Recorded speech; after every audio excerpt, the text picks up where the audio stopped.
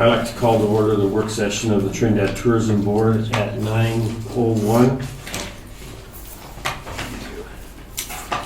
Okay, first item of discussion. We don't need to do a roll call to a regular meeting. Okay. Items of discussion on RFP process discussion with City Manager Steve Kluger.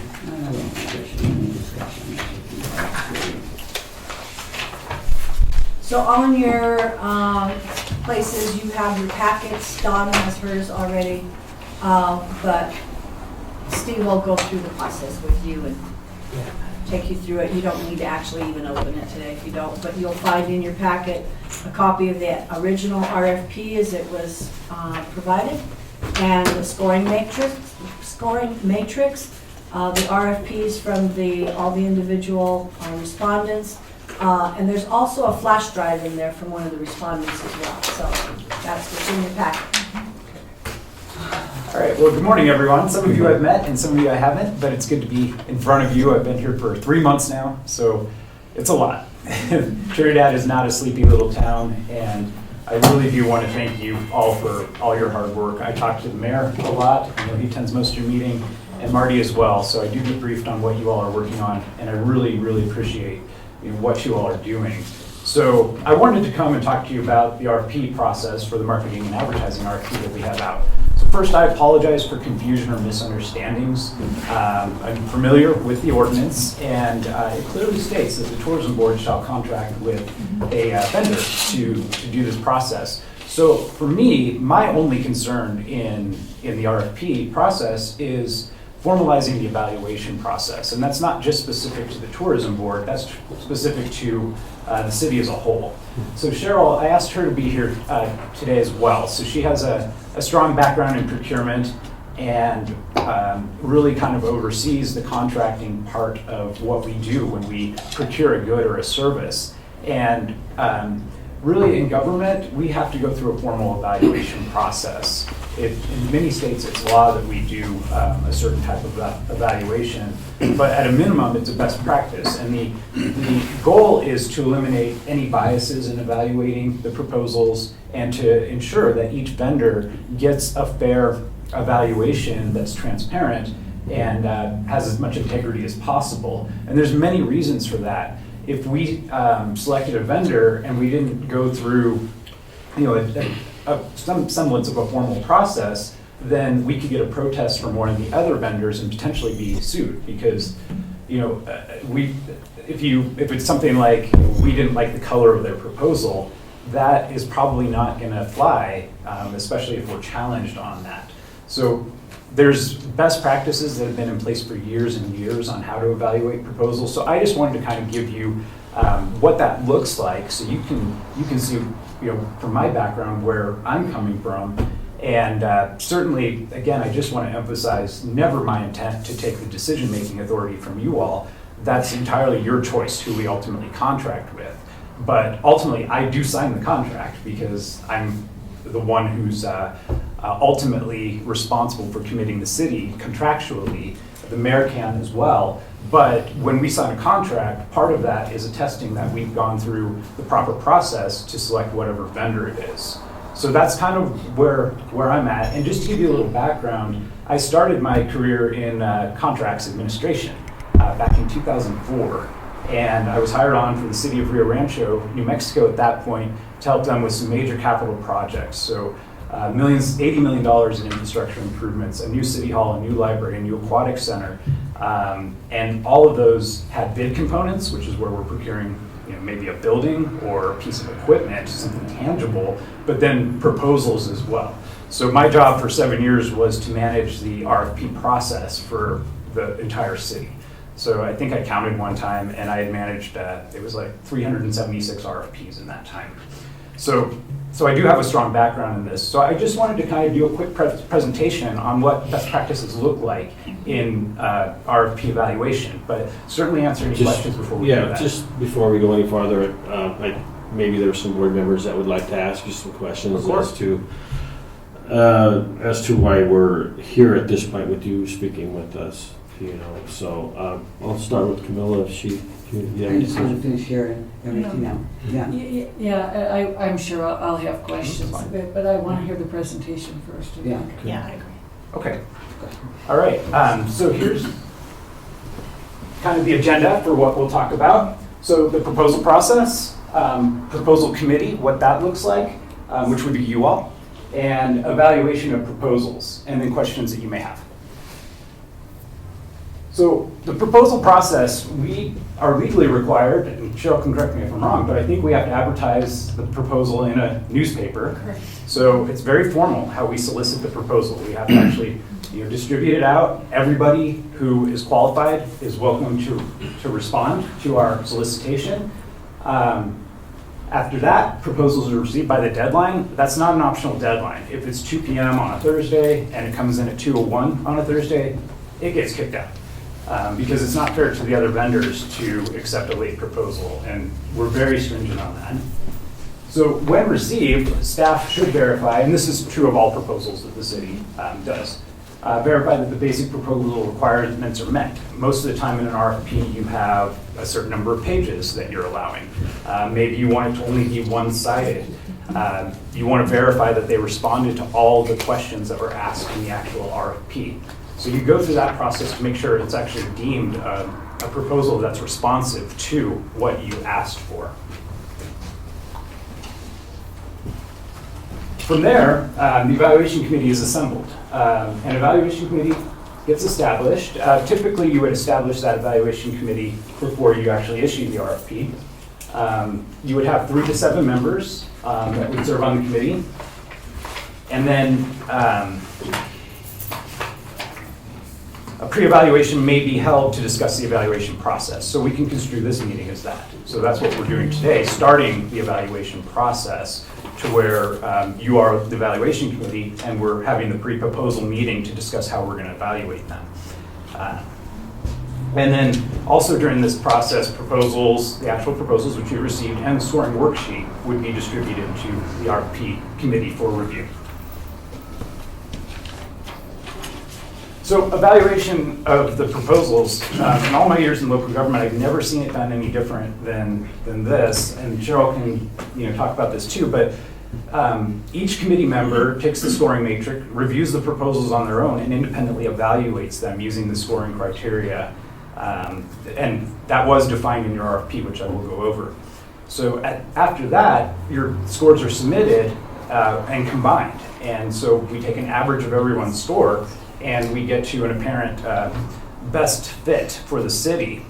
And then after that, the evaluation committee may meet to discuss the proposals. There may be something I saw in a proposal that's very, that's either detrimental or just won't work that someone else missed. So at that point, it's fair to have a conversation about why you scored a certain way and why you feel that. Ideally, what would happen, and most cases it does, is you get to the highest scoring respondent and the committee meets and says, yeah, we're fine with that. It doesn't always happen, but that's really the whole point of it. Now vendors, oftentimes, more times than not, will actually ask for the final scoring. They want to see how they scored in relation to everybody else. It's tremendously beneficial to them.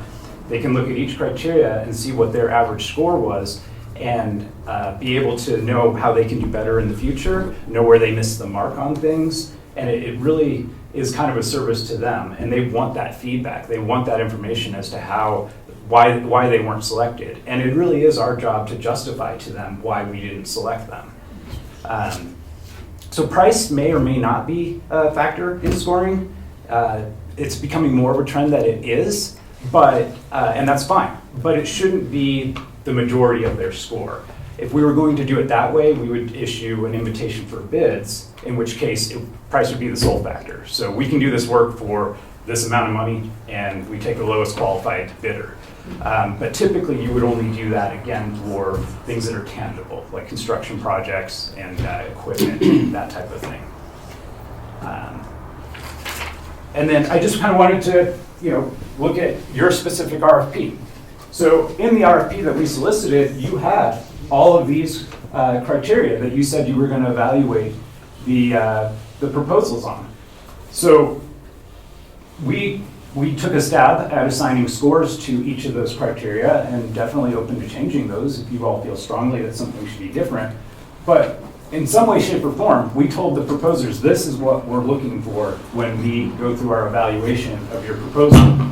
And again, I think since we, yes, go ahead. Just as a, so if this is what ours was, or is this a standard No, request for this proposal? is straight out of your So RFP. the only one that just stands out to me is the cost is when we've put our RFPs out before, and we, just for you to know about the board, we've always used a matrix. We've never selected without it.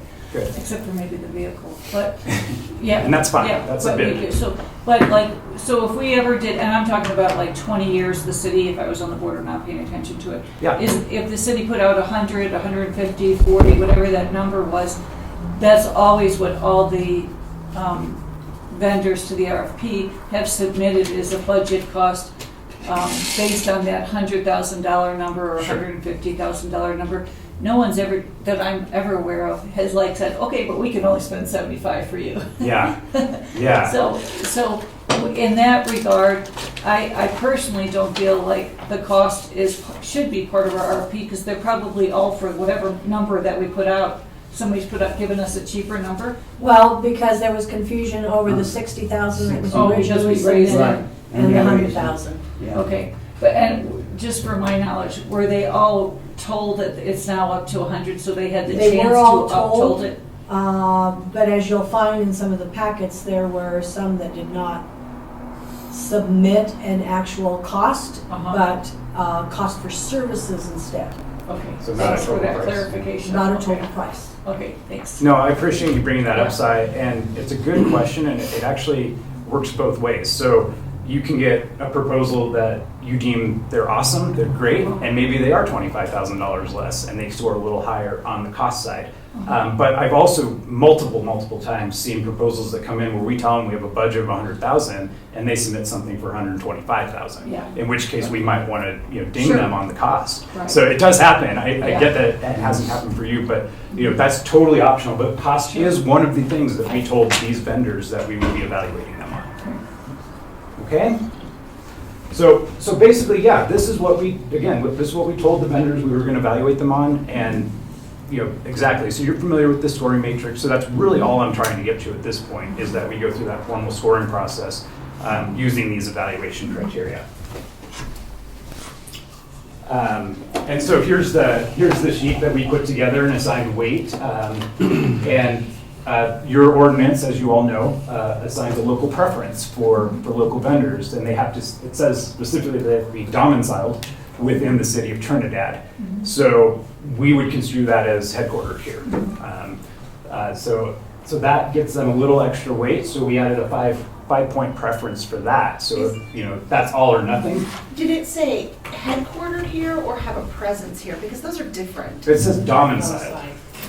That's how it's written. Yeah, domiciled is the actual word from the ordinance. So if they had a branch here, so let's say it was a bank that we were contracting with and they had a branch here, I think we could construe that as domiciled here because they're here locally and they would be doing the work out of that office. But I think most of these companies anymore work remotely. So, their companies are domiciled somewhere. Right. But they may have an individual or some presence Yeah. here. Yeah. And that makes it complicated.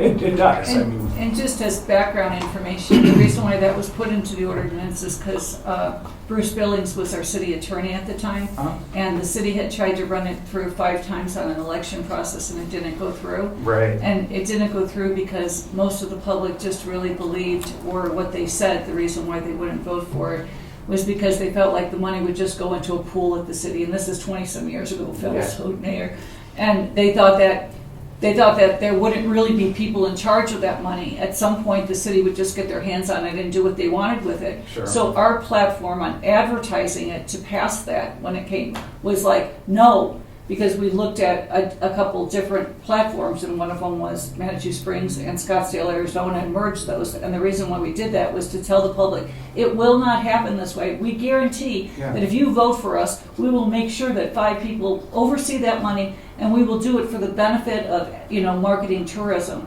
And that's why Bruce put that word in there. Yeah. Well, and to keep more money local. And it was only 5-point preference, but if it was Yeah. really close between two people, then the local person would get it, because that was our whole thing is, you know. Absolutely, and I think we should have local preferences for all of our local entities. There's so many benefits to that. Sales tax, they pay that here, so that's a good thing. But Cheryl and I are actually we will be working on some procurement policies and procedures citywide. Our procurement code needs some updates to be in line with best practices and really what our peers are doing, particularly at the state and other local governments. So I want to put in a local preference in general for all of our solicitations. I think that's really important to our community. Yeah. So that's how we got to this point. And so you'll see each respondent has a column where you can put in your individual scores, give them a total, and then we don't just average the total, we average every single one of those. So we'll go through and calculate and tabulate where they scored on each one of the criteria, and then we would give that to you all, and then at that point, like I said earlier, you all can meet, discuss how the final scores panned out, and then there's certainly some options that you can pursue at that point and decide as a group who you would want to pick. One of the things that is really important to mention, and it's a best practice now, if a vendor particularly were to ask for one of your individual score sheets that you've put together, we really wouldn't want to provide that. So the master score sheet of the combined totals is all we would really provide to the vendor. If they did a core request for the other evaluation sheets to protect you all, we would redact your name from that. So we don't want it ever to be traced back to you as an individual as to why you scored somebody a certain way. It's a dangerous world we live in, and you never know what may happen as a result, and definitely don't want anything negative to happen to you as an individual. Yes. And that's true for, again, all of our RFPs. We would do that way. And then I think that kind of brings us to the end. Again, I just want to apologize for the confusion. I know there's probably some questions as to how we got to this point. So Marty I'll just be candid with you. Marty came to me and said, we received the proposals in. How should we evaluate them? And just thinking as my past and everything, I said, well, let's assign a group of staff like we normally would to go through and score them. And then we would have presented that to you. Now I've familiarized myself very well with your ordinance and understand the process better. So 1,000,000%, it's absolutely appropriate and required that you all do the evaluation.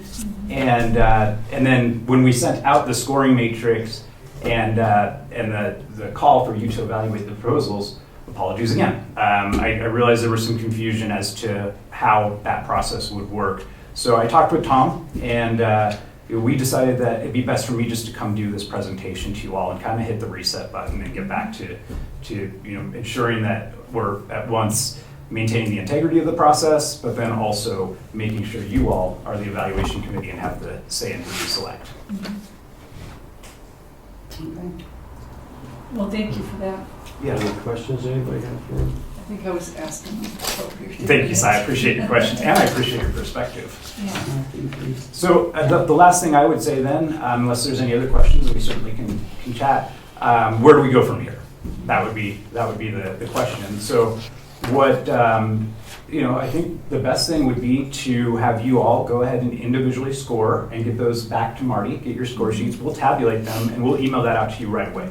So you'll get that right away. And then we can either schedule a special meeting, or at your next meeting, you all can have the discussion on the scoring sheet and vote on selecting a vendor. The one thing I wanted to mention is, and this goes with city council as well, and this should be across the board, is when you talk about the cost. Yeah. And let's say you have $100 or $100,000 budget in there for it, and somebody comes in at 75 and someone comes in at 85. But then 75 is a low bid, but they don't meet all the criteria. Yeah. You have that option as a board to go with the higher one simply because they meet the criteria that you're looking for. Absolutely, and if you look at the score sheet, cost is weighted pretty heavily, but it's only 15 points out of 105. So if they nail it on everything else, it does make sense, and that's the whole benefit to an RFP. You can spend more money than the lowest person who put a proposal in, because you're looking for those qualifications. It's a good point, Mayor. So, well, I appreciate your time, and I'm really excited to work with you, and I know you guys do really good and hard work, and you know you have a lot of responsibility administering hundreds of thousands of dollars from lodging tax, and I think we all bond on making Trinidad as great as possible and getting people here. And Absolutely.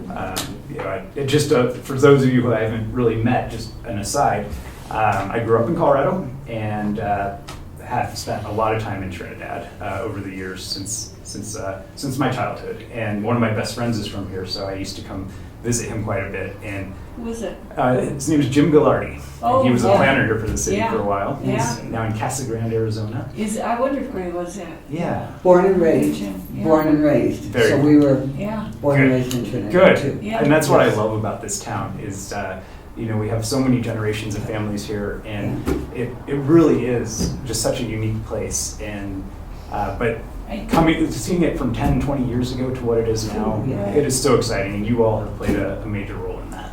And you know, the new restaurant at the Hilton is Ghilardi's. I know Jay Yeah. presented that, Yeah. and really Yeah, exciting. It really is exciting when you think about the most winningest college football Absolutely. coach is from Trinidad, and to be able to get into sports magazines and other magazines about that. Yeah. It's really exciting, like Shanahan's in Denver and others, so it's really exciting. You're right. We have our challenges, and we always will, but we have so much to celebrate here. Okay. Okay? Well, thank you all. Appreciate your time. Thank you. Steve, can you get the back? Yes, I would be happy to, if I can figure out how to do that. That's why I asked you, 'cause I don't know how. All right, you're all set. Okay, thank you all. Thanks, Mary. Thanks, Cheryl. Hi there.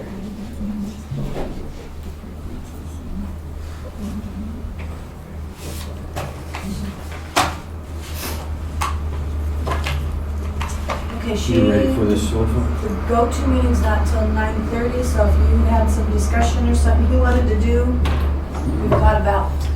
Do we have a deadline on this before we go on about when we do the RFPs and get them back to you? That's a good question. So that we can get this process, because aren't they supposed to be hired by the first By of the the year? 1st of January. And so this whole process has been set back. So I would recommend as soon as possible, if you guys want to discuss that and set a time. I'll be right back. I think the CAP should have a special session to discuss this though afterwards. Would that be on the 28th? That's not a regular session that we would have for a regular board meeting. You want to meet on that one? I'm out of town. And then we can have a discussion and then vote on it. Well, I think we need to go through these individually, put in our Turn in and then, Yeah, it's gonna take a little bit. evaluations, So and turn that into recommendation is a Marty. week. And that should probably be within the next few days. And then after that, if we should probably have another meeting to discuss those numbers and make a decision. that would have to be next week. Yeah, we probably have to meet next week. Even next week is kind of tight, but what else are we gonna do? For all of us to be around, are we all gonna be around next week? I mean, I will, but I don't know. Wednesday, right? Wednesday, the 21st, we're all around, but that 28th is really iffy for me right now. We'll do the next Wednesday. What date is that? 21st? Because I'm shutting down the 22nd and 23rd. Yep. So you're going to meet on the 21st? Right. So when are you going to have the scoring matrix back to me? Say Monday? Monday you'll have the scoring matrix back? Yeah. I'm just trying to get. Okay, and then a meeting on the 21st? Meeting What on- time? Busy days. 9? 9 a.m.? I was busy last week. I'll have to check the calendar, make sure it's clear. Okay. Okay. Can we have a work session and a regular board meeting on that day? That way we can just vote it, or? I would assume you just need a regular meeting so you can vote on it. Okay.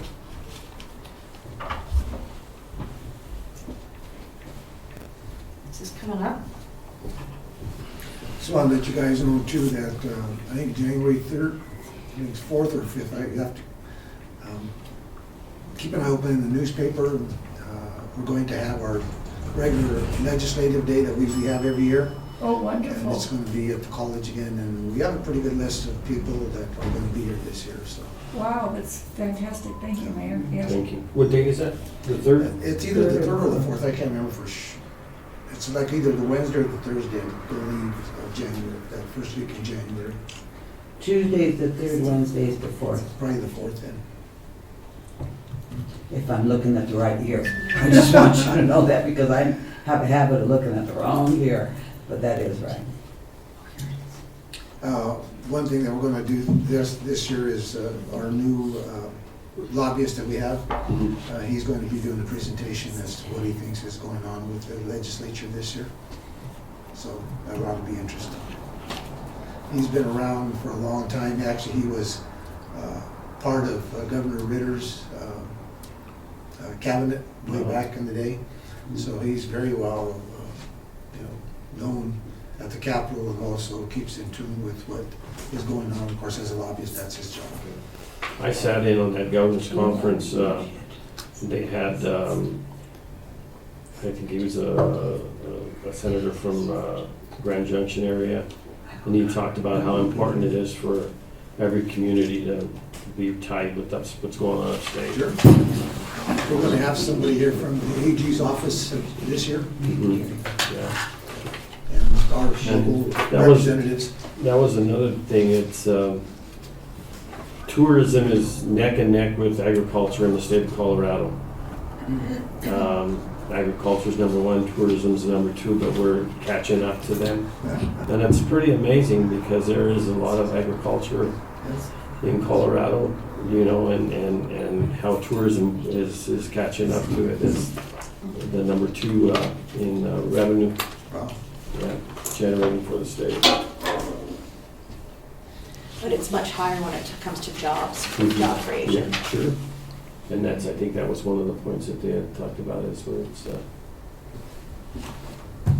I also read where the service industry jobs are building quite a bit this year, and they expect it to grow next year, which would be tourism and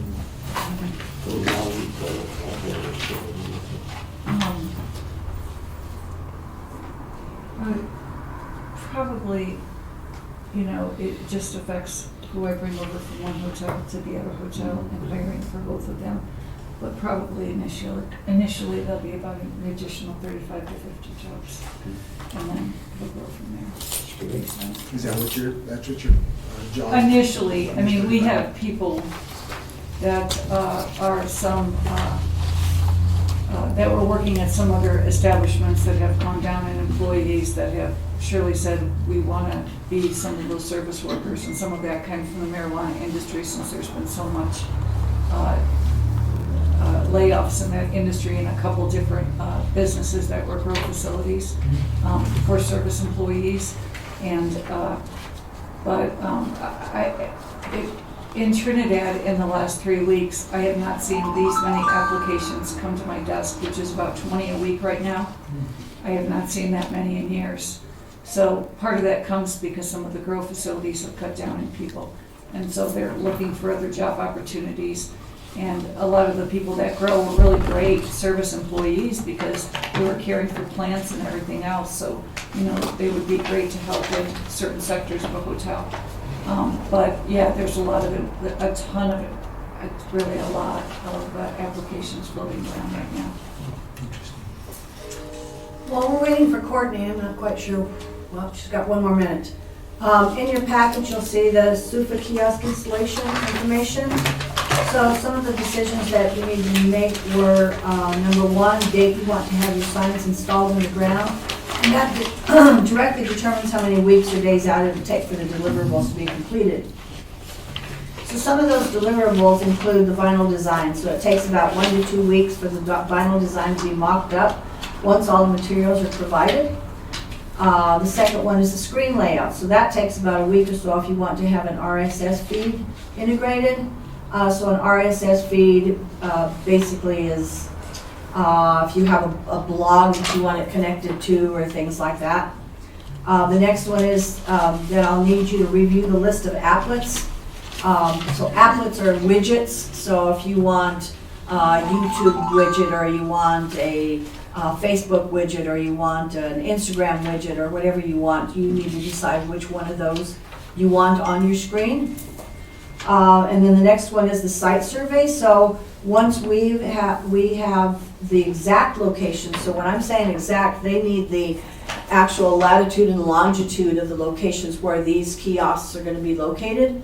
You identified the Coal Miners Memorial Park, and you identified the Pocket Park on Commercial Street in front of Frank's Images. There's certain ways that the sign needs to be faced so it catches the sun, because they're solar powered. So they need to face a certain direction. They need to be, so the base, where they're going to be located needs to make sure, we need to make sure that it's stable, things like that. So we need to identify exactly the spaces where those are going to be located. So those kinds of things. That one on Commercial is kind of in a bad spot then if it's for the sun, Well, they it both won't are, get- but if you turn it a certain way, it Yeah. catches it certain Because it times of won't get day. nothing in the morning. And there's a certain number of hours that it needs to be in the sun. So it'll catch the midday sun, which is actually the best type of sun anyway. So once that sun is Because overhead, you it'll have catch it. that one building across the street sits pretty high. Mhm. That, No, but thanks for saying that, Marty. I wondered another, because I have a different suggestion too, because I think it's blockbuster wonderful that was put up by the city this year. But if we could, based on the sun, next year if we do that, because it really is lovely, if we could somehow do it so that on Commercial Street, if you took your picture of yourself for your Christmas card, which is just so much fun, right? Everybody loves the idea. But if Fisher's Peak was behind you, everybody's Christmas cards would have the angle of Commercial Street and all the lovely buildings, plus Fisher's Peak behind you, so it would be kind of fun, to have it angled that way. I don't know if people are gonna be taking pictures in front of a sign. If it were the Colorado Welcome sign, I totally agree. No, but I mean, she's just saying a picture in general. if we looked down Commercial Street and you'd see all the buildings, Yeah. and it would be good advertisement, because I've seen now, a lot of people have used that. I mean, I've It's a seen it. beautiful view. I've taken great pictures from. Yeah, the street. but I mean, I've seen like 5 people with Christmas cards taken from that park, but you see the sign shops behind you, if it would be angled so you would see all the storefronts. Yeah. Because they're so pretty, the city did such a fabulous job in decorating this year, didn't they? Yeah. They did a wonderful job. Thank you, Mayor. Yeah, It's a I'll wonderful tell you job. what, the city crews did a terrific They job this year. really did, they made those candles, and then I found out that the city garage guys, they handmade those. Yeah, The yeah. The top I part. mean, how wonderful is that? Between the summer and Christmas now, it's, just shows things are changing, how you're doing Main Street and Commercial. Yeah, I'm getting, a lot of compliments, for the city crews and what they've done. There's a greenhouse where we grow the flowers for Main They Street. grow some. They grow some, So, yeah. They get them from each one of the vendors here in town.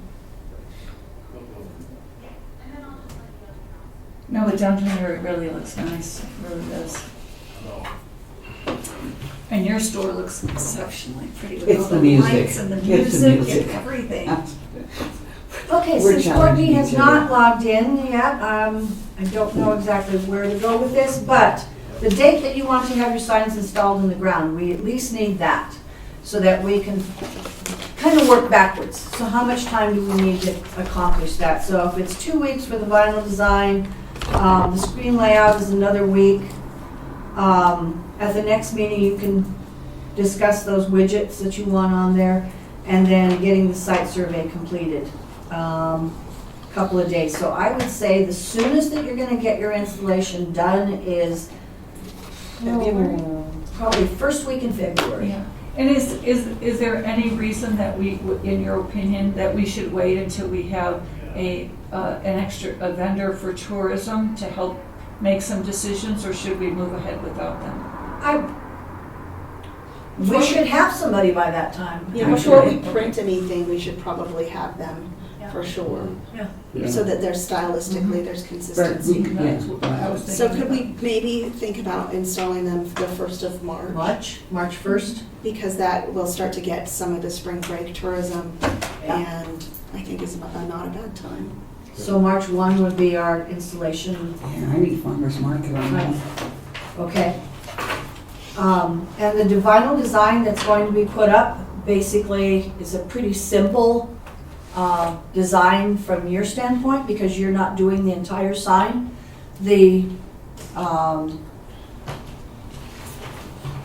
We're at the back, correct? And then we're No, actually, the back is, what we're charging. it's that small piece in the front of the sign where the So it's screen below is. the screen? Okay. So it's below the screen, so it's just that small piece in the front of the screen.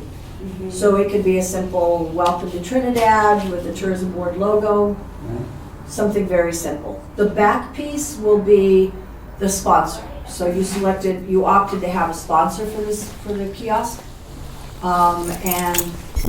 And one of the conversations that you had, the original suggestion was to offer it to the city to sponsor that back piece.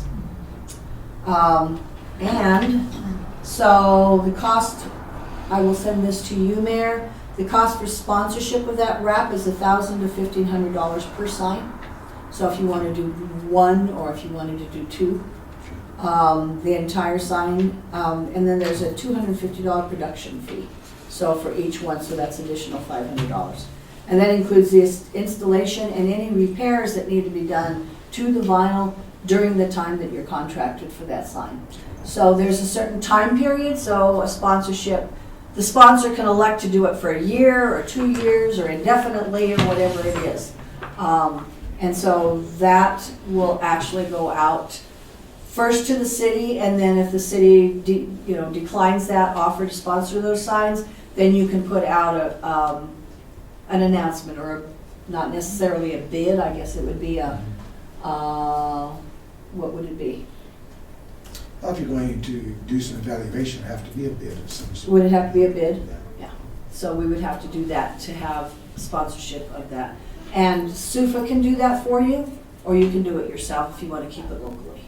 They will also do it locally primarily. One sponsorship, right? One sponsorship per sign. Okay, all right, okay. Okay? All right, and other than that, those were the only things that I needed. So do you all still have your SUFA packet that Uh-huh. I gave you? Take a look at that and look at those widgets. The options for those widgets, like I said, were things like YouTube and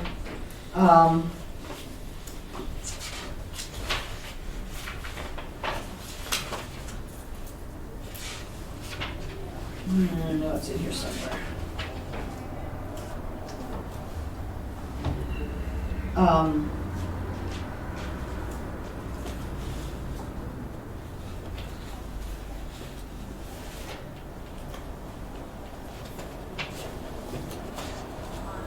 Okay, I'm not sure if it's in this packet, but anyway.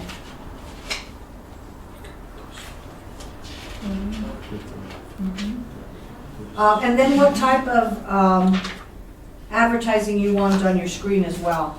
So your digital advertising, if you wanted digital advertising. If you're gonna open that up for digital advertising, or if you just want your screen to be totally controlled by the tourism board. So your calendar of events, or your website, or a calendar of events that would be up on the screen itself, or if you just wanted a link that goes to the website, or if you wanted to announce a certain event that's going on during that week, or if there's something going on in the city like a pandemic and you wanted like COVID regulations or something like that on there. So there's different things that you need to decide on as we go along on what goes up on your screens. Restaurants also. Restaurants, maps. We'll have a static map on the back side that comes with your contract. So which map? Parks Aquatic Center. Yeah, which map do you want on the back? Do you want just a basic city map? Do you want pins on it that will locate your restaurants? Do you want pins on there for parks? Like a color-coded parks and Exactly, parks and restaurants, aquatic center, things like that. golf course. If you want pins, if you want it color-coded, there's lots of different options. So as we go along, once these major decisions that I've given you to make, the widgets and the design for the front and things like that, then we can go into the design of what we want on the screen and what we want on the map. Yes, and then on the front, could we do like our logo and then the QR code? Absolutely. Yeah. So I'll have this on the next meeting agenda. Okay, Okay, thanks, Marty. okay. Okay. Well, Do you want to take care of Chamber, the chamber? Yeah. And then, let me close this meeting out so we're not, our audio is gone.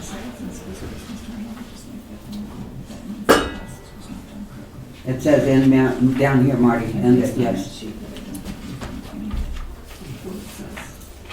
Okay.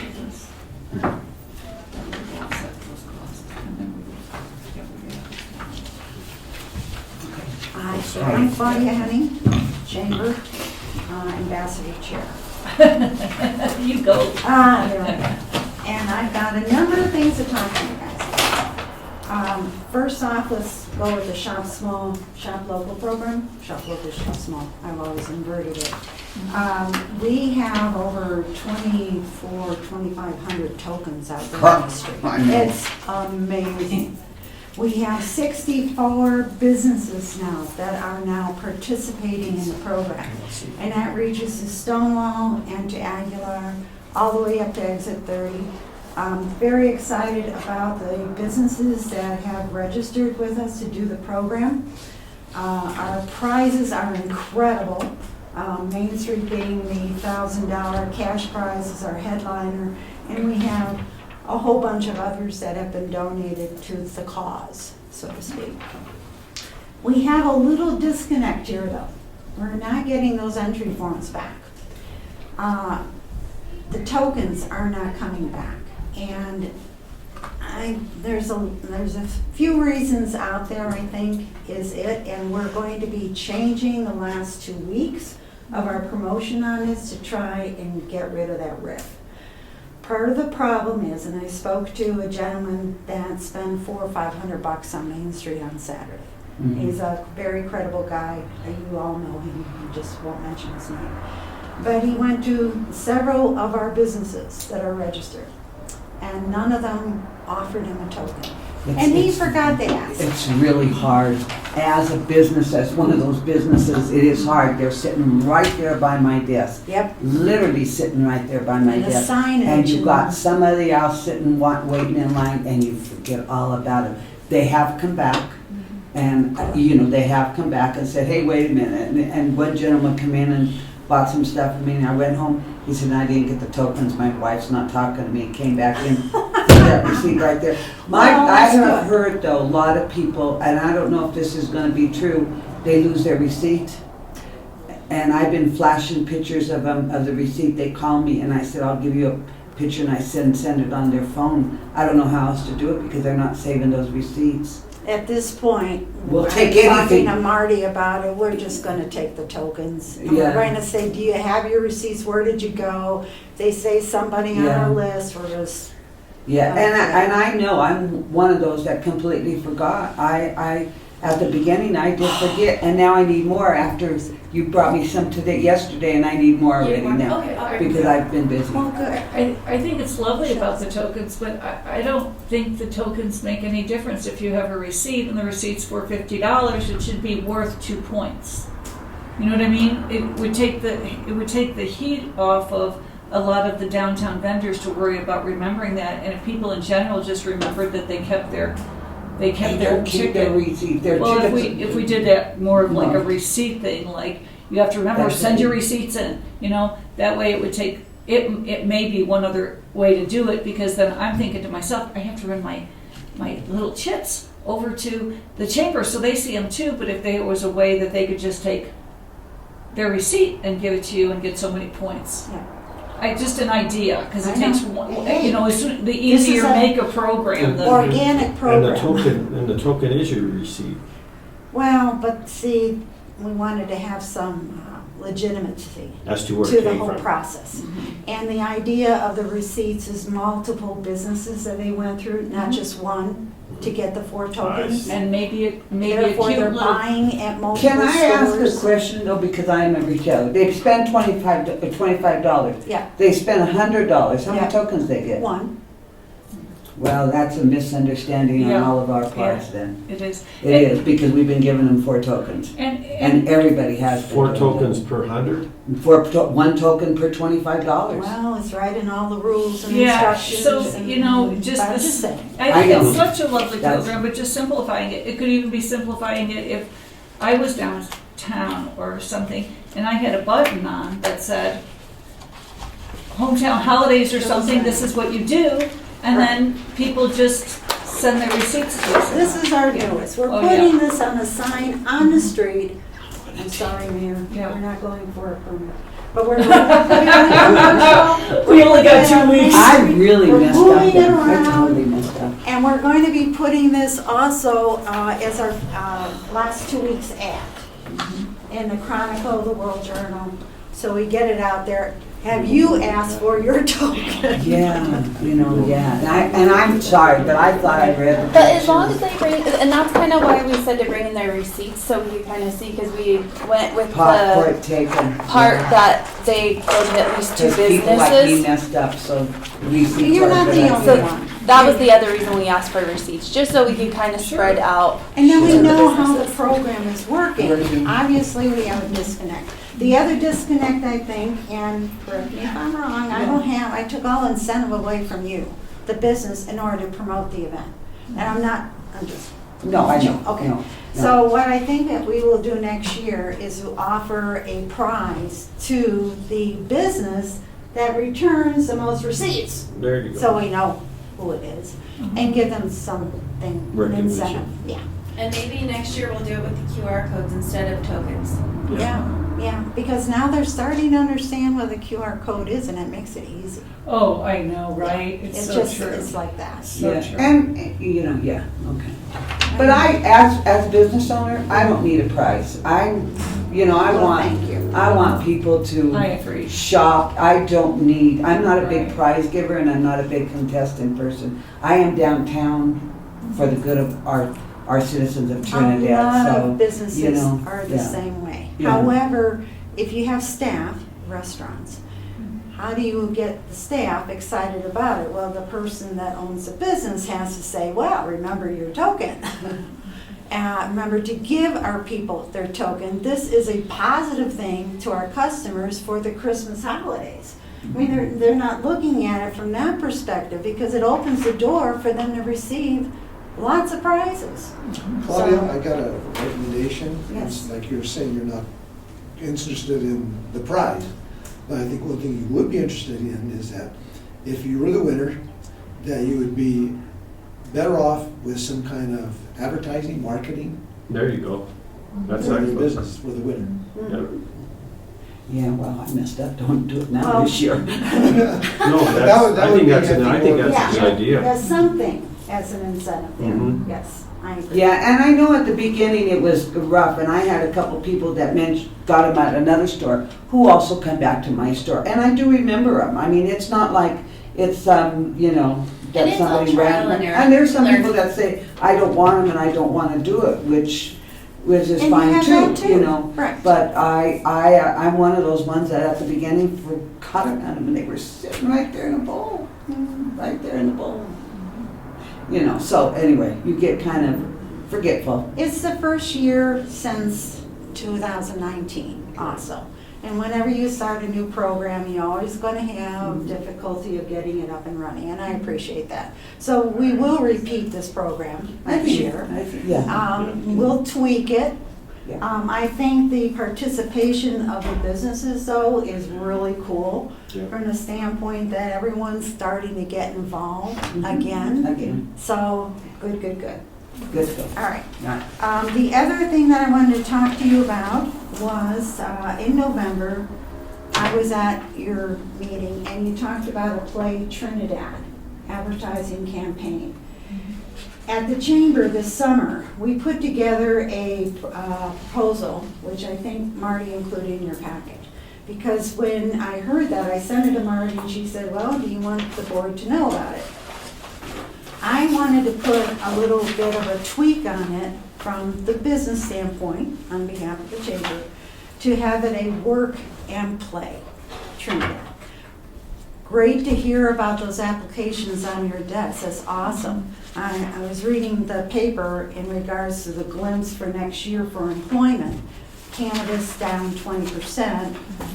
The mine work, we have Kayla Torres on the board, and she relates about New Elk Mine. They have people that come in, but they don't stay because they have a disconnect. There's a housing issue, and I'm not going to even go to that direction. But when they come into town, they're outsiders, and they don't know what to do, where to go. So a campaign, a work and play in Trinidad would be very, very cool. So this proposal went through different components that would be appropriate to have a campaign that's strictly focused. That would include the workforce, economic development. Businesses have a one place website to list their employee needs. I was speaking to the gal who owns the Exit 30 cafe. She said, I used to have 6 employees. I have 1, and maybe I have an interview tomorrow for another. So there's certain areas that is strong and a lot of areas that are not. Folks come in and they go. We want them to stay. So to combine why they should stay, I have this vision of the iconic Fisher's Peak with a person in those little spandex on a bike just looking up at Fisher's Peak. So a combination of that would be really a great program, and at the chamber we would like to be part and parcel of that. We can even organize it, bring it together. The Shop Local program showed that we can do collaboration in this town. We put Main Street together, we put tourism, we put the city, and we put the chamber. And with that program, we had a really good cohesive event for the town. We would like to be able to continue that and be able to cooperate with you with your advertising. Most chambers now are the tourism board. We're doing a lot of research as to the change of what chambers are, their funding, etc.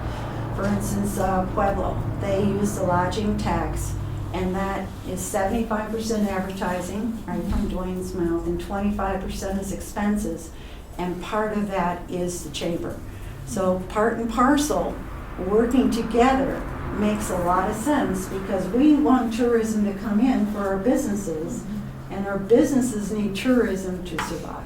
And that's what Trinidad is mostly about. I mean, we have other employment opportunities here, but primarily, we're not the Boulder or the Denver.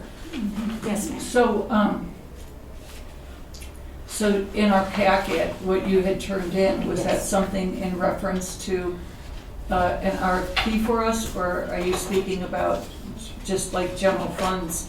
And I asked that because if we had decided as a board to work with you and, you know, help the chamber in one way, that's one way. The other way is the initiative doesn't allow, that was passed, doesn't allow us to change our budget and say that, like most of them are passed with a referendum. So like Pueblo and some of those places could do that. We, because of initiative, we can support you through an RFP process or other things else. We can't change the initiative. Correct, I understand. Just wanted to and I clarify didn't know that when I put this together. This was, and it's dated back in August. Mm-hmm. But in here is to work together as a cohesive group to put together a program for not only attract workers to the area, but have them stay. I mean, New Elk Mine told me, Kayla, that they're considering very strongly of flying people in that stay for 10 days, and then they fly out and a new group come in because they can't get people here. Oh, that's crazy, yeah. The people that they have, they work for a short period of time and then they go. They have no incentive to stay. So the Play Trinidad really is a strong connect. Sure. Well, you know, just to add to that, one of the reasons in talking, I'm not sure if it was Kayla or whoever it was, told me that one of the reasons why some of these people have difficulty staying is because they come from Alabama or Tennessee, and in those areas there are very populated. So there's a town of Pueblo size within, you know, there's Trinidad, that's a small community they may live in, but 10 or 20 miles away, there's a much larger community. So there's all these larger communities around, and they tell these people that they're moving to rural Colorado, but they don't understand what rural is. When they get to Colorado, you are very rural. And that is the hard thing that they're having difficulty with, from what I understand. And that's why a lot of them leave. Yeah, I understand too. I am part of a welcome committee over San Francisco Ranch. And we get folks that come in and they buy these log homes and they have all these expectations. And a funny story, I ran into a gal that came in October and we had the snow. And of course we have dirt roads up there. And she said, she met me, it was the afternoon of the snowstorm, and she says, so when does the salt and gravel get distributed? I looked her straight in the eye and I said, never. So yeah, there's a learning curve of folks coming in. But if we can put together some type of a package that can be given to them, or that they can go to a website, Facebook is out there, but there's other vehicles that says when you're in town and you're in this age group, this is what you got. Right. I would like to say at one point, and I don't know if it's before or after you were at the Welcome Center, but the chamber did have a contract with the tourism board to do some of the things that you do now, Marty, like those addresses and that. The chamber did that at one point. But then Marty took it on as. So Well, I did that when I was at the chamber. Whoa, You okay, did there that. you go. So I knew somehow you were affiliated with it. See, we were married and we didn't even know it. And I And would then- like to say one other thing about the chamber and the tourism board. We go to conventions, okay? And at these conventions, there's sometimes maybe two of us. And we feel alone, don't we? Yeah, And there's sometimes with these smaller towns, and I'm talking smaller towns. yeah. They have their whole tourism board that can make it. Several council members, and mayor has always gone with us, and welcome, and their chamber of commerce is always with that group. Big influence on these things, and I swear on the past, there's been past meetings that we've all been there. I couldn't attend this year, but we've all been there. And sometimes we're two or three, and we're like the lame ducks. And Trinidad was so well known. And prior to that, we did have a very big presence in that. But every time I go, other communities have their chamber of commerce, and they work side by side. Well, In- and in because they reference to do that- work side by side. They work In side by their side. communities, they're Yeah. generally a tourism board and a chamber of commerce that's housed Correct. in the same Right, building. but And they're staffed at the same at time. the So staff, I agree. they're called, it's a DMO, and it's their tourism authority works with their chamber of commerce in tandem on a regular basis. It's not just we meet every now and then. Well, to talk and I about- agree with that, but those It's important for the those are chamber to so be there. interesting And and in- so informative, these things that you'd be shocked.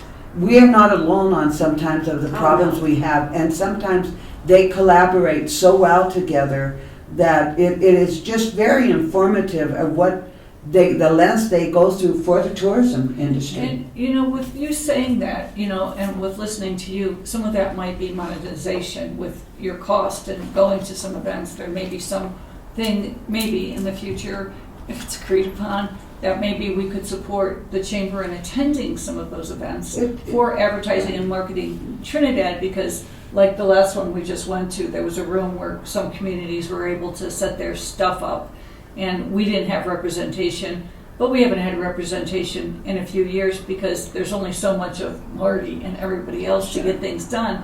So there may be some sort of partnership there. But what I was thinking about, you inspired me on that thought, but what I was thinking about is, years ago, and I mean like the 70s, there was like a welcome wagon. So when you knew somebody was coming into town, welcome wagon, Right. there was a basket, and in there, based on if you had little kids or you were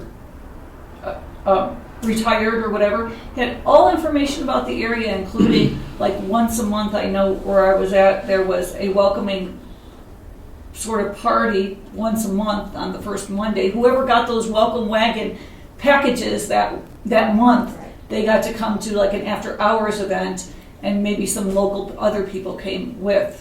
But, you know, Sign there's all so those- many things, and Yes. so many ideas, and only so much time and so much But labor. money. But I Yeah. think it all goes back to the personal one-on-one. Mhm. We've gotten pretty isolated as a population with our internet. And I find that when we sit down and we talk one-on-one, we get a lot accomplished. And the welcome wagon was a good thing in the day. But I look at our coffee talk that we've had, and we started this fall, and now we're going to be continuing it through '23. It's a networking program, but we don't have the businesses accepting or maybe not even understanding how to use it. It's crazy. So we're going to keep moving ahead because I think that one-on-one is important. My telling you about my business and you tell me about yours, then when my customer comes in, I've got folks coming in from out of town, where should they stay? Well, you should go to La Quinta. I mean, we influence our Right, customers sure. so much, but we don't share that. The time information. might be the time of those meetings might be.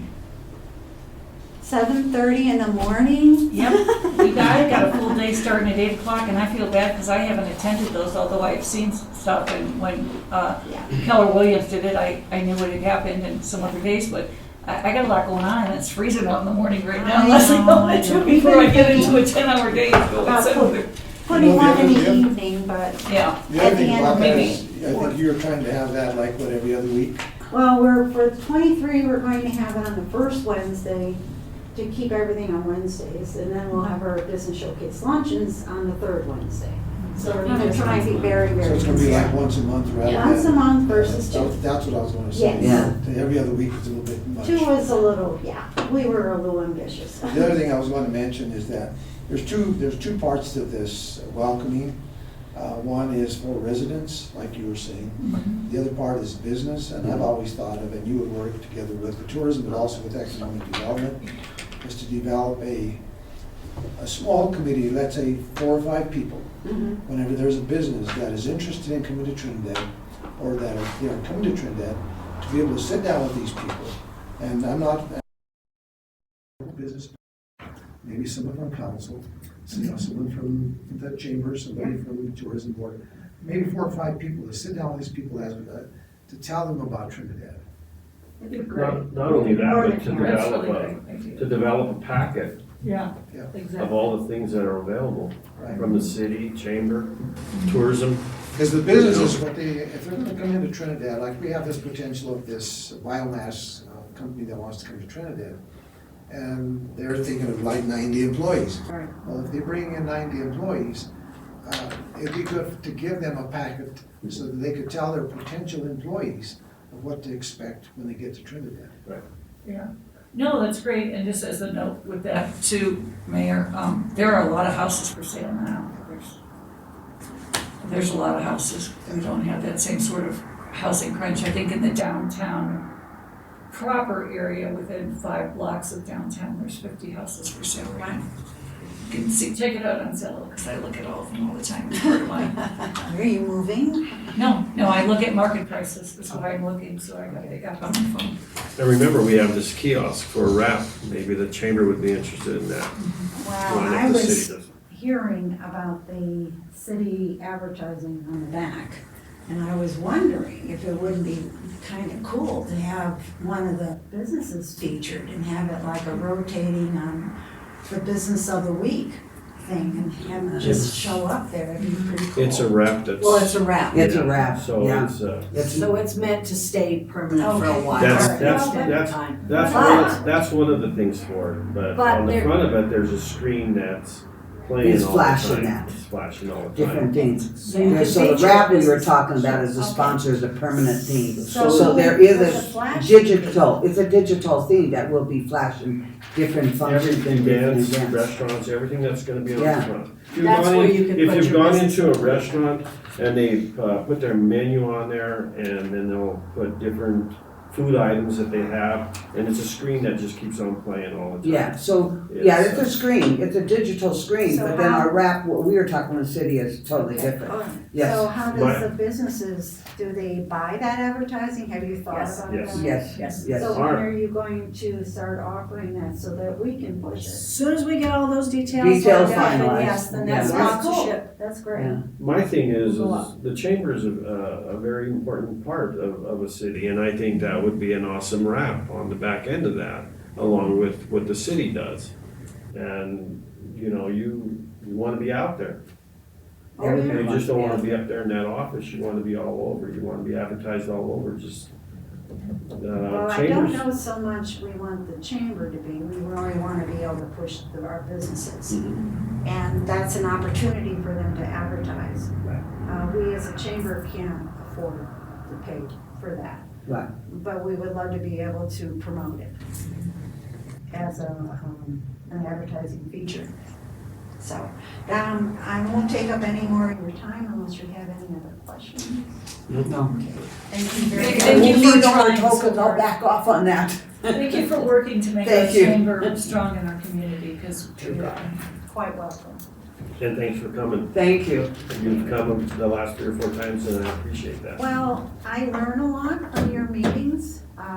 We actually think down the same track.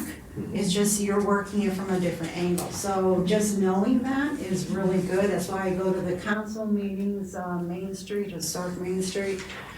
It was only because of that, attending a meeting there, that I found out that we had access to some funds to do this Shop Local program. Great. Without them, we wouldn't have been able to do it. And with you guys too. So thank you very much. Thank you.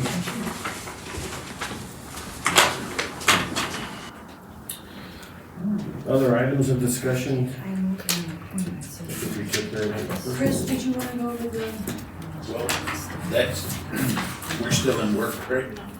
still in work session? Yeah, we've already discussed that in work session, so it's up to vote now. It's not on the agenda for a vote. Well, it was supposed to have been from last meeting, wasn't it? I mean, He had asked for it to be put on. I sent that out asking if anything needed to be put on the agenda, and I didn't get a response. I honestly didn't see anything except the agenda and, The request for agenda items went out earlier, so, We could do it next week. and I Can you got put it on there no next week? response. every, let me explain, if every time we wait and postpone, those good boards are going away. I mean, because this that I brought you is an updated proposal, and the ones I had proposed last time are gone. Did you Oh, see on the her, billboards, did you see yeah. her request? for- she did put one out on Friday. It was Friday when you put it out, as I saw it. And she- I didn't see it Friday, I'm sorry, but, That's why I send those out, before I every know, meeting, I I- send you out know. an email, and I get very Well- little response. Either if you could just say, no, I don't have anything for the Yeah. agenda, or yes, I do have But- something. but So Marty, when I don't hear from anybody, I just assume nobody has anything. you get pretty good responses from me if I I do see it. absolutely do. But after the last work session, we actually discussed that we would vote on it at this regular meeting. And that's what he And I probably remember- did. Yeah. I remember him saying that. So, Tom, what would you propose? Well, we can't put it on this one. Can we put it on next Wednesday? Because we're having that. That would be the only thing that we can do at this Well, point. We just had the work session. Anything in this work session that we're in right now, we can't put into the No, next regular meeting, which is, next Wednesday. We can't do it now because it has to be advertised. So it can go on next Wednesdays, because we're having a regular So session. let's talk about it, so in case there's any feedback that Chris needs to know, since You we're can reach voting a on it. consensus Yeah, so we could reach a consensus. Consensus, yeah. Yeah. And to move if, forward, and then I can put it on there for a vote, and we can Yeah, actually take action on it. and then the thing with the company would be probably reaching out to them via our consensus right now, and telling them that it has to go through that final process next Wednesday. At least you would have an idea and they would know. So let's talk about it. What do you think? yeah, Is that okay with you? and first off, this is actually for the one person that's not here, I'm not presenting this as an outside presenter. We've been talking about signage and needing more signage and things for quite a while. So I took it on, and Tom knew I was doing this, to look and research, if there were boards out there available, to add that into our marketing mix for the city. I am a little concerned that there was such a lobby by one person against it, instead of just, okay, let's vote and see who's, for it. I worked with billboards for 20 or 30 years. I went through and got what I thought was the best locations and the best pricing and what we could do to present to the board. And basically, I've been looking at for the last month and a half now that I've discussed this, either an up and down vote. I'm not, there's no personal agenda here, and, this is, to get people, literally billboards are best if they are supporting other media, other things. We have a whole lot of print media out, and things are reasons, that people come here already, to make it specific. Like some of our boards that are up north are really specific outdoor activities, which is, is okay. But to get people thinking when they're driving up from Albuquerque, from Santa Fe, from anywhere up 25, just anything to put Trinidad in their mind, to give them the opportunity to, to think about stopping instead of thinking about it after they've driven through. Right. Same thing from Amarillo coming this way. Sure. I have a couple questions based on the proposal here. Okay. So, I-25, 1 mile south of Raton. I just wondered why that traffic count was less than the traffic count on US 87, because everybody from 87, if they're coming our way, has to pass the I-25, or people from Albuquerque also pass the I-25. So I was just a little confused why that traffic count was less, because it should be more than the one on 87. Because it includes 87 plus I-25. Because it adds coming from the south Plus and the coming south, out of the So Texas I area. just wondered that, because I did think that was a good board. It is a left-hand read though, so I'm Yeah, trying to visualize where that's about at. what would, Yeah. have that. But I have driven to see these, and, I mean, they're good placements. You understand on the count. And so I Yeah. talked to some intelligence work. Anything coming off of 87 will be added to the I-25 is what she's saying. Plus the Yeah, I-25. but the board coming, up 25, you don't go past it coming from Clayton this way. Well, if you're on 87 and you're coming our way, which is our intent. But sometimes they don't come our way, they go Into south on Well, I-25. so and there's the deeper subject, is that we have been focusing on 87. So my question is, we're focusing on 87, but then they're not turning our way if those numbers are correct. They're turning some other direction. Because if you came 87 into Trinidad, plus you had Albuquerque traffic, it You're would have to taking be a more. right-hand turn. I mean, because I think that's my preference on the board, and so when I see those traffic counts, I'm like, that doesn't make sense to me. But it does make sense, which is something we don't talk about, is 87 not all coming here, but then them turning maybe left and going to Las Vegas or some other The community towns, south of even town. far Red River. Yeah, that's a really great point. That is an excellent point. And And a I lot never of come- far. With all the things I've come up with, I'd never known that until you put that there. So all 87 traffic doesn't come to Trinidad. It's a lot less. So. And that is a lot less, but Our goal is to get them to Come to Trinidad. Trinidad. Well, yeah, and where I see the best use of something like that is if they're coming this way. Right, Don't just cruise through and say, oh, that was a cute little town, we should have Right. stopped there. Sure, right.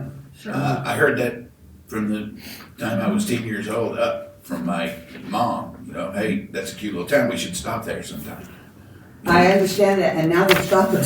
Now they're stopping, And it's the getting more only of to other think thing- about stopping. The other question I had is I saw both boards were illuminated, but what were the size of the boards? Well, I didn't, Because like we have that small board which people, it's really hard for us to even do advertising on, but we keep it so that people don't advertise Pueblo on a board right outside our town. But is one a small board and one a big board? yeah, one's a little smaller, but they're both nice sized boards. I didn't include that information because I was trying to keep it simple, and I don't have it in my head, but, I mean, I like, was that your ad? I did that, yes. I like the ad too, but, so the size of the board means something to me. And them coming into Trinidad, passing us so that we could snap them off the highway means a lot to me. The issue with size was choice, you know. In fact, when I originally talked to Marty, she looked and hadn't been able to find any boards. So I had to do some digging to find what we have. I couldn't get them both the same size, but it doesn't really, it doesn't affect the cost with different size. Right. Chris, I have a quick question. Who are we contracting with for these boards exactly? Landmark. Landmark? And, They're the only ones I could find that had any boards available. you know, based on the size of the board, I personally, based on the size of the board, I personally would prefer the one on I-25, 1 mile south of Raton, catching all the traffic that's gonna come over our way Right. to stop and experience the magic, because I love that. I love what you did there personally.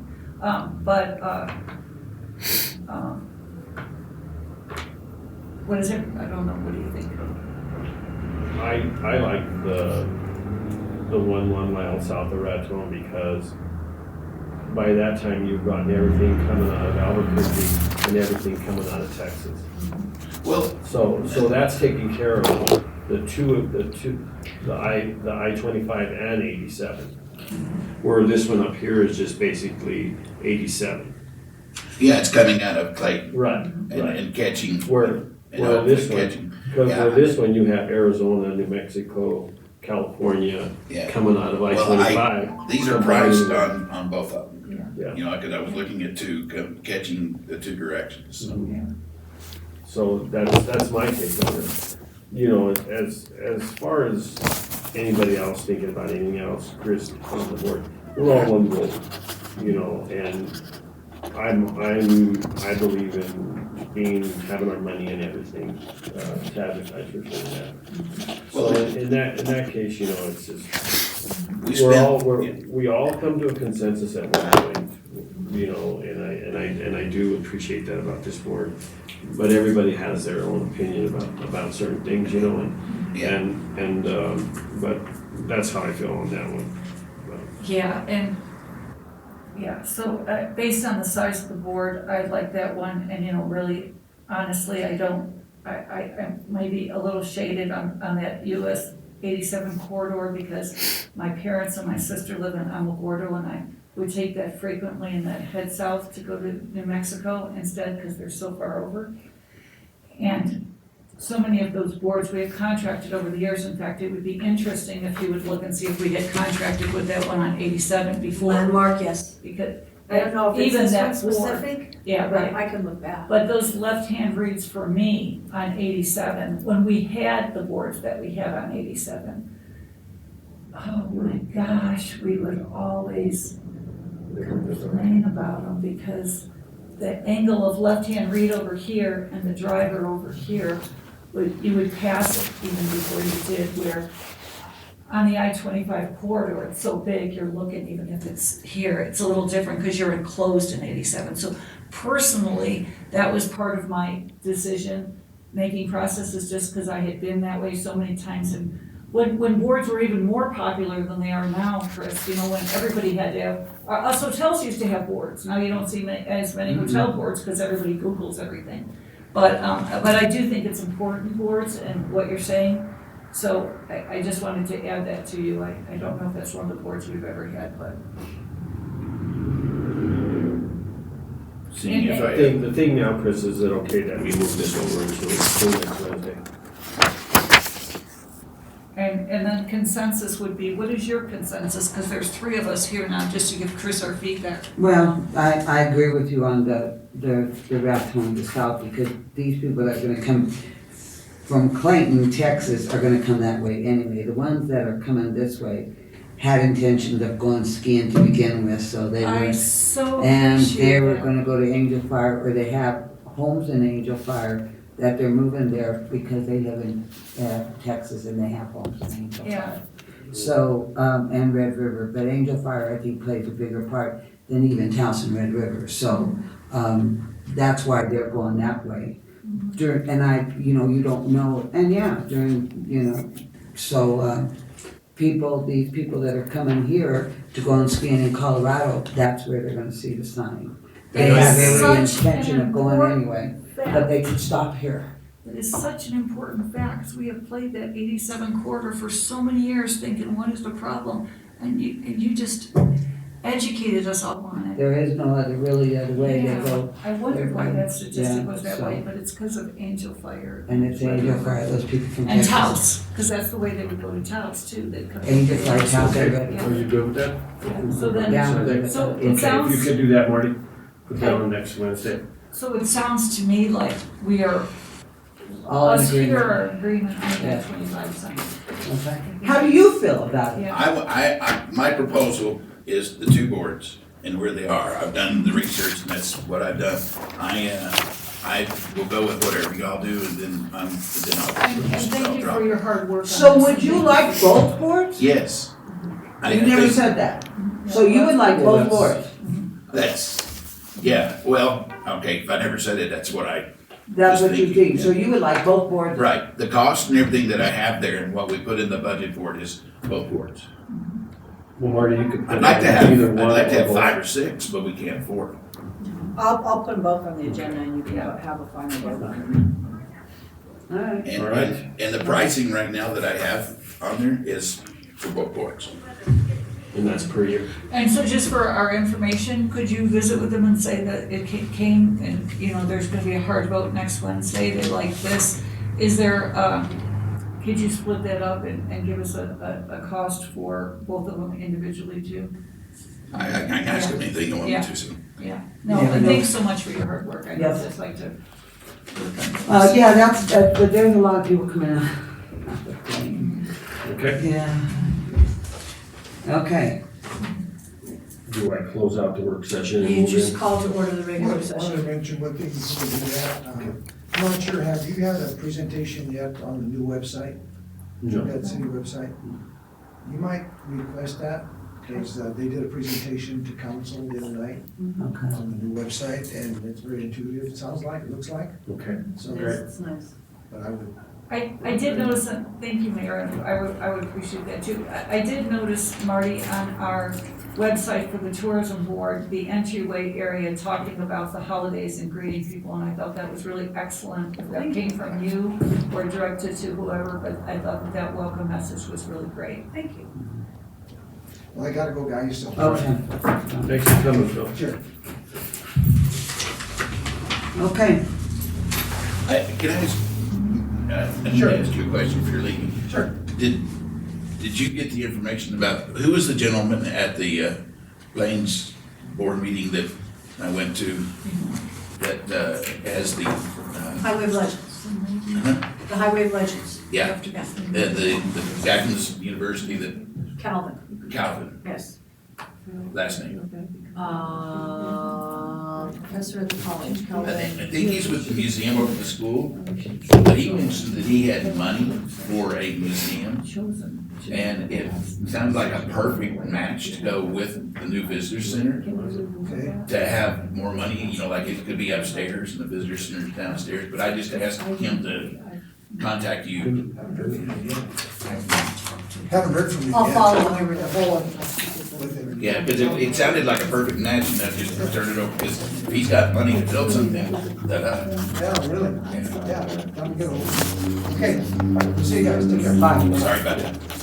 I don't see you anymore. Merry Christmas. Hey, you guys too. Merry Yeah. Christmas. You too. Well, Merry Christmas, guys. Thank you.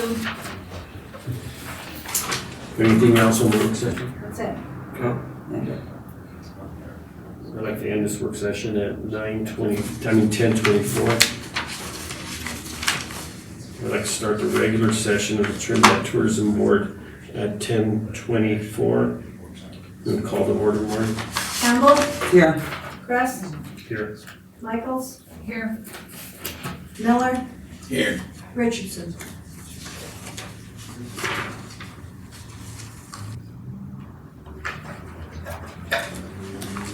Petitions or communications, oral or written?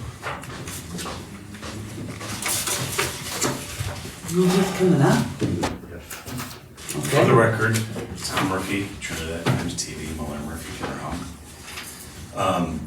Guys, I want to say, as much as I'd like to have a conversation, I want to be formal about this. This isn't the time to respond to me. So please just listen to what I have to say. What you do with it afterwards is your business. I'm about to throw a huge wrench into what you guys are doing. It takes a lot to get me out of that chair and get up here and speak. But after 17 years, and actually going back even farther, I became somewhat of an expert in nonprofit governance, and I would consider myself somewhat of an expert in city government and county government. I'm watching history repeat itself here, and I don't want to do that. I lived through it, and before, until recent times, I said, you guys are the best board that we have in town. And that's still applicable. It's just there's some issues that I think you guys need to understand, because what happens is people get appointed to boards or elected to government, and they think that they're going to do things the way they run their business, and you can't do that. You know, Tom, you made a couple of comments, and I applaud you for that, of talking about how hard it is to be in business here. You know, and it's for small business. I think you said that here, and you said the city government, and I've lived it. You've been in business here right behind us, and it's hard. I've had to be very creative in the last 41 years of what I do. I mean, sitting here with a TV camera is one of the things that we try to be creative. This RFP that you're putting out, I was actually awarded 11 years ago. So I was on the board, and she resigned right as it was awarded, and new people came in, and what happened is the history that I'm talking about. And I'm not going to relive all that for you guys, because you don't need to know all that. I'm just going to tell you this. And I guess one of the best ways to look at this is just a very brief story. Back in 1998, the first Hispanic Miss Colorado came to Trinidad, and she had her crown taken away from her. And she got it back when she was here to speak at the college, and I was there. I was sitting as close as I am to you guys with Bertha Garcia and her friend Lucille. And she said it was very disturbing.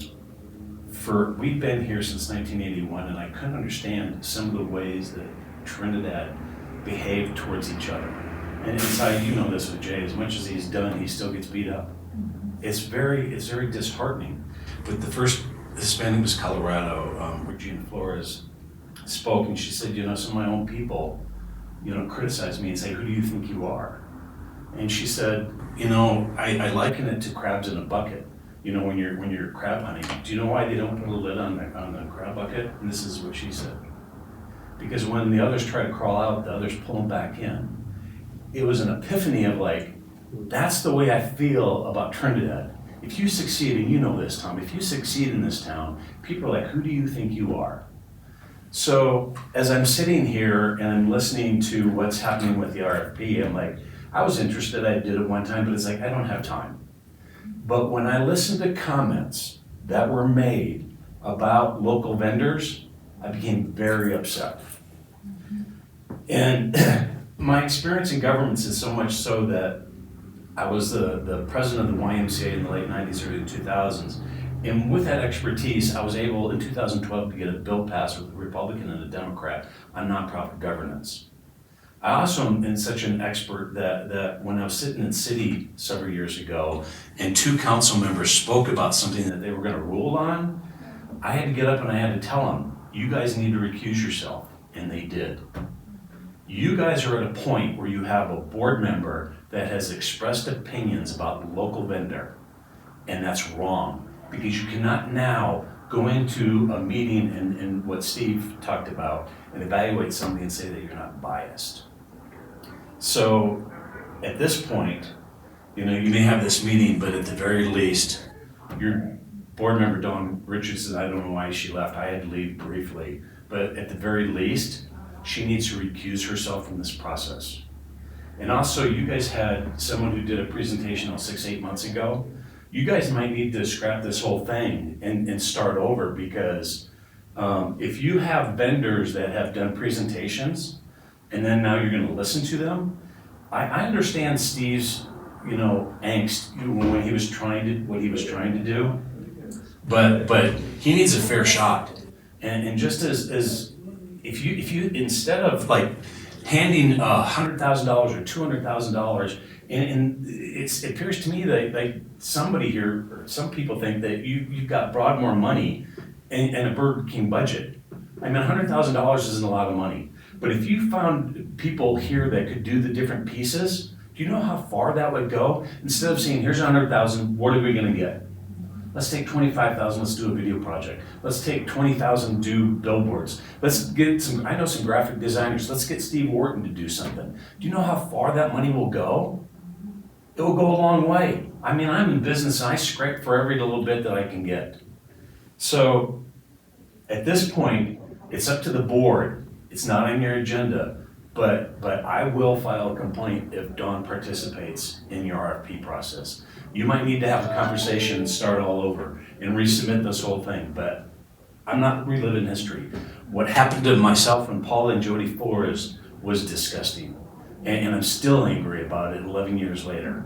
It's Si's fault because you left the board. I'm so sorry, you know the stress part I had going on in my life then. I know, and I'm not trying to engage you guys because it's not appropriate. And lastly, and this isn't really a thing, but the way she treated Chris by talking over him several times.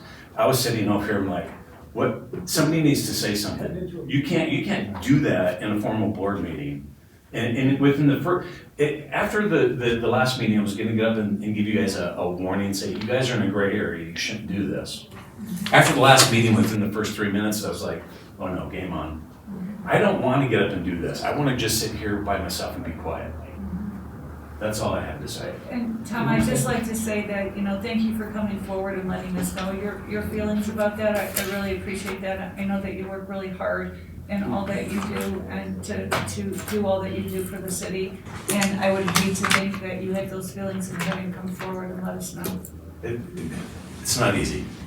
But and I did it to 2 city council members, and they weren't happy with me, but we're on speaking terms now, but even the city attorney said, you crossed the line, and the line was crossed here. Sorry. Thank you, Tom. Thank you.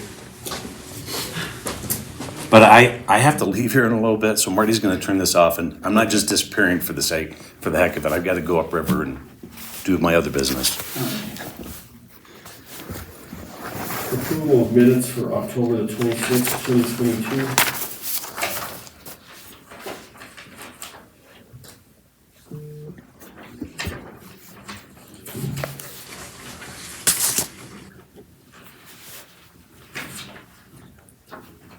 Everybody have a I chance to motion look to at it? approve the invoices. Minutes. Oh, the minutes, sorry. I make a motion to approve the minutes, last meeting. And,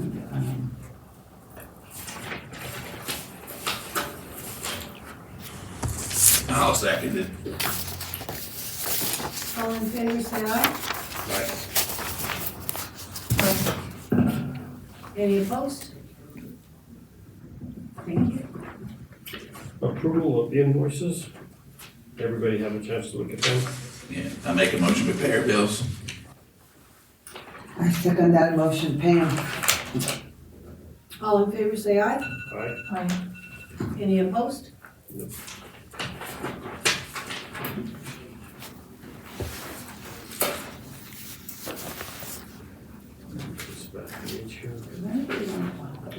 So I have the next meeting, Tom, set for January the 11th on the agenda. We're Yeah. changing that to December The 21st. 21st. Yep. And that's a regular. That's a regular meeting. Right. I did want to ask again, and I don't know, I guess I missed that, but I should ask the mayor when he was here if he had approached city council about the Sunflower City. I don't know. Yeah, And then trails, I noticed Trinidad Trails on Facebook was really out there doing some really great advertising about the trails. And I thought, as a hotelier, that I would start to keep a board at the hotel that said trails open, trails not open, just like Mountain Ski towns do. And I thought that that was really excellent that they were doing that. And I didn't saw know, that. yeah, I didn't know. Do you have that at Welcome Center? What? Like trails open or trails not? They were talking about Or the trails can you being do that? icy or that. I don't have anything specific for Because like- local trails, but, the Trinidad Lake State Park has, put out a new map that has the new trails on it, so we copied it and inserted it into all the Trinidad Lake State Park, the CPW brochures. So every one of those brochures now has the new map with the new trails in it. And we also have a map on the Trinidad board that has the Wormhole Loop and the Trinidad Lake State Park trails. And so there's all those trails that we love. In addition, Jay Gillespie met with Jared at the Outdoor Recreation Office yesterday, and he's working on the final draft of the hiking and walking guide. So it's looking pretty good. Right. I was just thinking for marketing for Trinidad, and so I'm having a couple of my younger employees starting to work on it, is a board that we may or may not be able to supply to hotels or places of interest, that actually a report would be put out maybe once a week or when there's snowfalls or something. Like, I saw Trinidad Trails on Facebook was advertising ice on the Wormhole Loop, so and so on this loop. I saw. And I thought, what a great way to advertise our Right. trails at the hotel. Is They do talked that about month. 2 different trails, and one you could walk on, the other one said, hey, it's too icy, you better Yeah. stay off of it. Yeah, and I thought that would be So great. Those kinds of things, when you do see them, because I'm not a big social media person, when you do see those things, share them on the website, on your Facebook page.